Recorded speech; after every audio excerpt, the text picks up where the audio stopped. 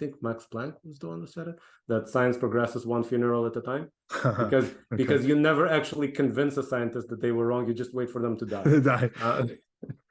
That's true. And that gets into that human nature aspect of it, which makes me tend to be more pessimistic and cynical about humanity, because those aspects of our mind that want to believe certain things, the imperfections, just call them as simple as they are, as generic as they are, the flaws of our mind that allow for biases, blind spots, those are the things I worry about. And then when you introduce assumptions into it, you create this very, very unstable system that can very easily go off track. Now, I do hear your point, though. Like, we are still here, as far as we can tell, right? Assuming we're not in a simulation or whatever, right? We are here.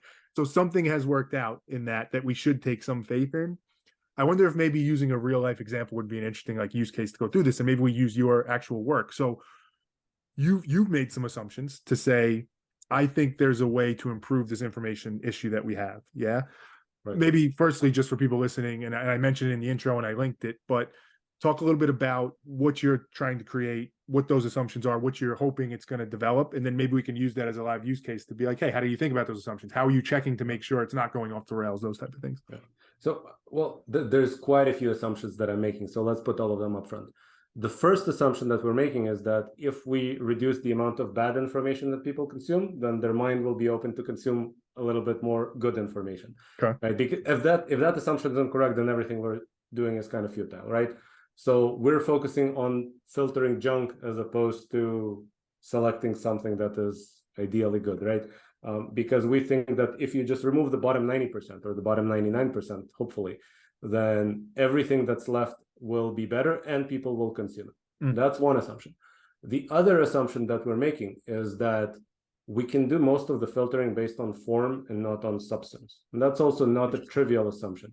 Like, fact checkers make the opposite assumption. They want to dive into an argument and say if it's true or not.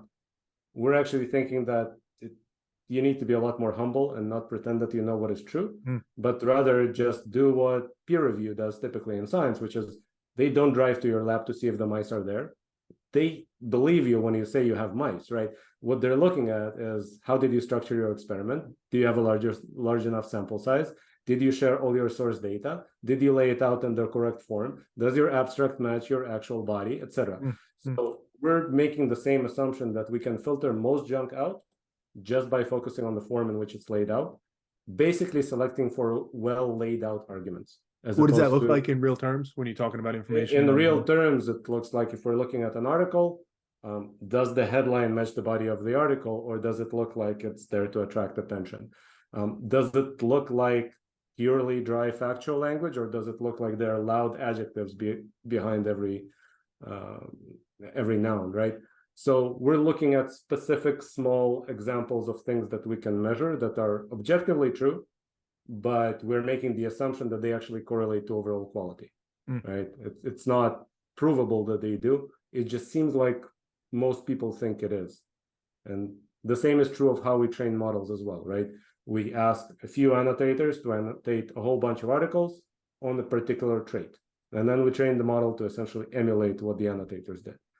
We're working on the assumption that those annotators are not just picking at random, but this is actually what most people's intuition will be. So that's kind of the general approach to evaluating information quality. And then the next assumption after that is to actually help people filter junk out. We have to do it as close as possible to the point of consumption. We've actually tried the other approach of making a browser plugin that lets people kind of see a nutrition label for every item that they're reading right now. And very few people used it consistently. So even people who downloaded the plugin would use it a few times because it's a novelty and it's interesting. But then after that, they would only use it in some unique corner cases. Like, they're about to share an article and they want to make sure it's not junk or something like that. But they didn't use it for every article they read. And so if we want people to actually filter the information that they're consuming, then we have to create an actual client through which they consume it. So that's how we ended up with a news aggregator website, with Android and iOS apps that allow people to consume news, commentary, podcasts, all of the different types of information. And now a newsletter as well, because we think you cannot be a middle layer somewhere. You have to get as close to the consumer as possible. So Well, it's the beauty of, I use the phrase, I think you said it too, of showing your work. It's the beauty of showing your work, because laying all that out, to me, it's exactly what we're talking about. Trying to get to an objective view of things, trying to follow a very logical, scientific like method. You have to lay all that out. And I think it's a brilliant approach. I mean that honestly. I think in the way that you're taking it. And I think it's super interesting to look at those assumptions and think about them, not only specifically for what you're trying to do, but then again, you can kind of zoom out and look at human nature in that. And I guess the first thing that comes to mind, and I'm sure you've thought about this, so I'm curious how you've reconciled it, is I would imagine there's a lot of people that hear it, and even if conceptually they say, like, I get what you're saying, I see that, there is a power in what you're building, in who's making the decisions, who's building the model to determine, simply put, what's good, what's bad, what's junk information, what's good information. And I think, again, conceptually, everybody would agree, junk information bad, good information good, but there's this sense of like censorship that comes in where somebody's deciding like, oh no, that article is not a worthy article, you shouldn't be consuming that, you should be consuming this one. And I think human nature is to get very, at least today in today's Western world, is to get very uneasy with that, to say, you shouldn't be able to tell me. I trust myself enough to know what I could think. And maybe it gets to your assumption around people actually using it. Do you find that problem? Do you find people put off by the idea that you're taking control away from them in some ways? Well,